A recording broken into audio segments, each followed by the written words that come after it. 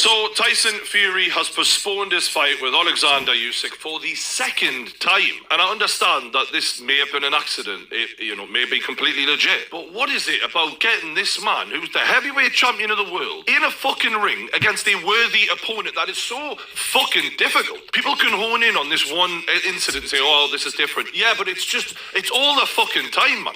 Postman fucking delivers the post. Gas spitter sorts your gas suit. What is it about being heavyweight champion of the world that makes it so hard to defend your fucking title? I don't know, but I cannot wait until this man is no longer the heavyweight champ, and it's not because of personal issues when he was being a fucking arsehole that was on that podcast. By the way, one of the best interviews in boxing in the last 10 years, because not enough of these lads get fucking called out for cherry picking, because it happens in all fucking weight classes, to be honest with you. Yeah, I'm giving myself credit. Nay fucker elsewhere. Honestly, I was half expecting this. I literally didn't put my prediction video out because I was hearing, as we all were, that Fury was getting decked in sparring, which is kind of the part of the problem here with the fucking injury he's got, and Usyk was on a mad one, killing everyone in sparring. Everything was pointing to the final day where Fury gets what's fucking coming to him, and I thought, you know what, I'm going to wait until the week before because I don't trust this man. And why would I? Like, why would anyone? You know he's lying when his lips are moving. And now we're all supposed to feel sorry for him because this is a legitimate injury. And it's like, yeah, all right, I get that this could be legitimate, but it's like the boy who cried wolf at this point. He never wanted this fight from the get-go. So now when he pulls out for a legitimate reason, we're like,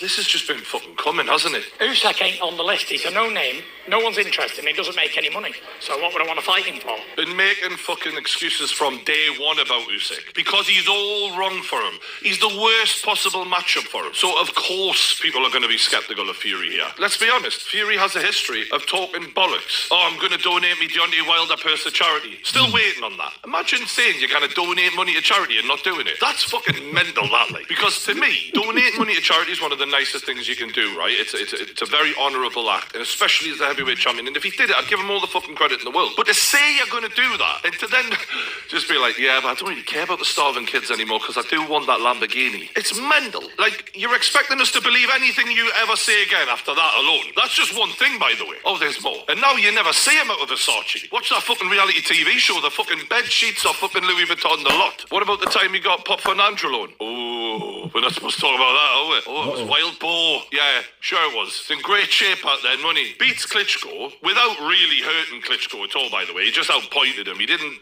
hammer him. And Klitschko, as we've seen, was actually starting to land towards the end of that fight. And if he fought again, maybe the fight could have gone a different way. But in the words of Kanye West, another bullshitter, I guess we'll never know. Because Fury didn't want that fucking rematch. He wanted to go and see strippers and get fat, which, as fun as that is, it's not the behaviour of a heavyweight champion of the world, is it? And that's what I'm fucked off about. This bloke is a nightmare of a champion. He is not good for boxing. Good for boxing is saying the best fight the best. And with this man, it's proven to be almost impossible. He then uses AJ's defeats against Ruiz and Usyk as an excuse to never have to fight AJ because he's lost before. Is that champion-like behaviour? Oh, but no, you've never beat Ruiz and Usyk either, so that proves nothing, mate. Oh, all right then.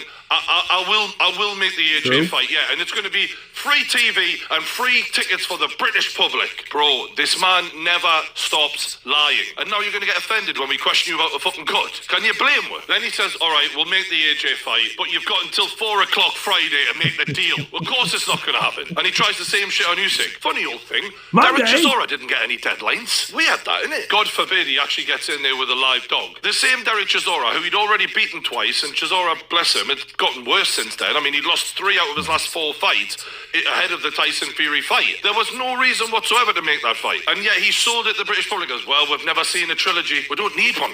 You fucking destroyed him twice, mate. You probably expend more energy taking the dog for a walk. It's the easiest possible matchup in the history of boxing for you. And then when we're all wondering, why the hell have you not fought Usyk yet? He takes a fight against Francis Ngannou, a man who'd had a total of 0 boxing matches before. Heavyweight champion of the world. People compared it to Floyd Mayweather fighting Conor McGregor. Floyd Mayweather had fucking retired. He didn't have any belts to hold up. He wasn't holding up a division. He had every right to go and make a money fight. When you're the champion, you're supposed to behave like one. And again, he doesn't. So after the Ngannou fight, fights made. Then they finally make the Usyk fight by giving him so much money he couldn't possibly refuse it. And he tells us it's December. It's got to be December.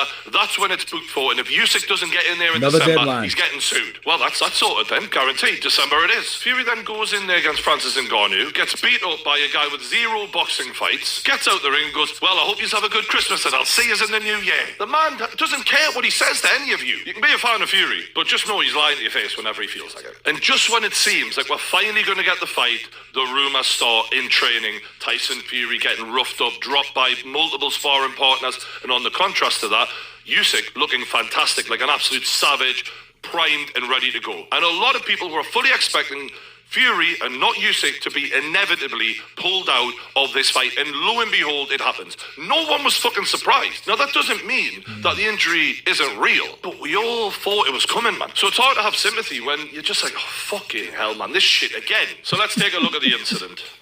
Fury's obviously tussling here on the inside with his opponent, who cracks him with what looks like an elbow. I mean, this is filmed on a fucking potato. How on earth are we in 2024 and the camera quality be this bad? Because honestly, this footage proves absolutely nothing. That doesn't mean I think this is a lie. It's probably true. But if they wanted to fake this, it would have been very easy, because there's nothing about this that's convincing. And as Carl Froch said in his video, you've had all the rumours of you looking terrible in sparring, sloppy, right? And then we see a clip of you, ironically, looking sloppy. The guy's getting in on the inside, you're not keeping him on the end of your jab, you're not looking razor sharp like you should be looking 2 weeks out, and the guy cracks you with an elbow. You're not wearing your face guard protector. This is the biggest payday of your entire life, biggest fight of your life. And Carl Froch said, these things just don't happen on the mega fight scale that we're on here. People are using examples like, well, it happened to George Foreman 50 fucking years ago. Is that the example we're using? Yeah, cuts can happen. But at this mega fight scale, everything should be treated with a bit more fucking care, surely. I understand you need intense sparring towards a fight, but you also need to know who the fuck you're in there with, and that they're smart and sharp enough to know to not fucking smash you in the fucking eye with an elbow. This is the sparring partner that you chose. You chose not to wear the face guard protector. There is some responsibility on... And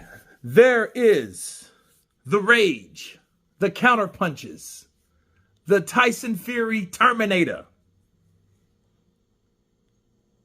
True Geordie. Now, beautiful editing by True Geordie, The Pain Game. Please subscribe. One of my favorite channels over there, especially when it comes to in-depth podcasts, okay? And when he talks about Tyson, he puts everything together in a nice bow, okay? And to put my counterpunch to True Geordie's explanation, it's exactly what everybody's been saying that has any type of lick of sense, that's not a straight up fan of boxer, but fan of boxing, okay? Tyson Fury, to do what he was doing was careless and plus kind of conniving, pulling that guy's head there.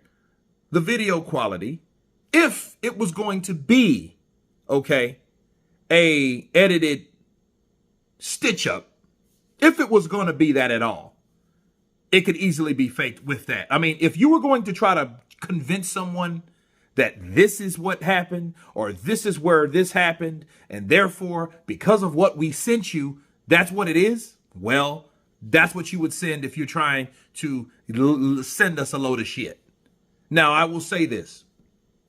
It could have happened to anybody, but the bad thing is nobody was surprised. Do you know how many people are surprised?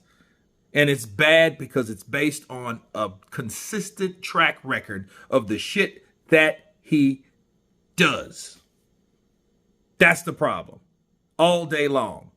And I'm looking and then like Tyson, you know, and Tyson versus True Geordie. If nobody else will give him credit besides himself, I will. I second that. Sign me up. Because that was one of the best. I was out of the country at that time, but it was one of the best interviews that I've seen in a very long time. Not all that bullshit of, you know, kissing ass and scripted answer questions that you know you're going to get the answer for because it's a scripted question, right? So, you know, it was an actual respectful, stern, honest questions that were asked, and it had to be asked. That's why Tyson didn't want to hear it because Tyson was like, the ball's on this guy asking me questions that I really don't want to answer, but everybody really wants to know. And it takes balls to ask those type of questions. And yes, it was over 1 million or something, and it should have been. It should have been like that Cat Williams shit, really, before the Cat Williams shit.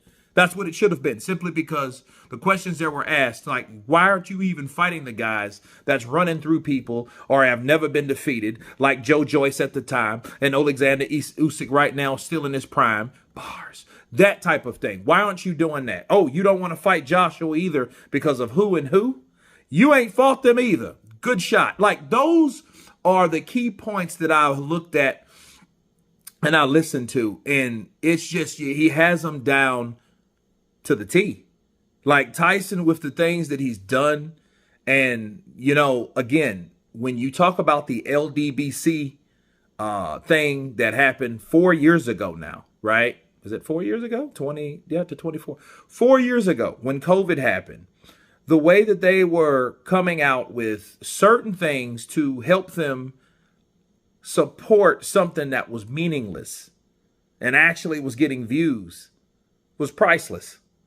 Simply because it's like, okay, yeah, you're just pointing out the fact that Tyson Fury is a joke. He has a bad track record. He does what he does. He was a shitty fighter. He has some skeletons in the closet. But did he do the shit that you're claiming he did based on that? No. But now all of this is coming together because the one guy that he fought and beat, okay, and I'm going to tie all this in, which is Deontay Wilder. He learned from Francis Ngannou and this particular sparring partner that when you get hit with left hooks, trying to worry about a right hand that's not there, that's what happens when you're prone to fighting the same guy. See, with Wilder, all he had to do was this. Oh, here's a right coming. That's all he had to do because he knew that's what was coming at him. But he clearly got caught with a left hook that put him down on his ass with the Francis Ngannou fight on top of the sparring partner that split his fucking face open, possibly with a punch. Because from the angle that we seen, we can't really tell. It looked like an elbow, but doesn't mean it was the elbow. Most importantly, it doesn't mean if that was the attack or the strike or the punch or the whatever that caused the blood leaking, because you couldn't see anything. All we could see is, the best thing we could see is his gloves and his damn, of course he got his gear knocked over, but he should have been using a protector anyway. That is 100% careless.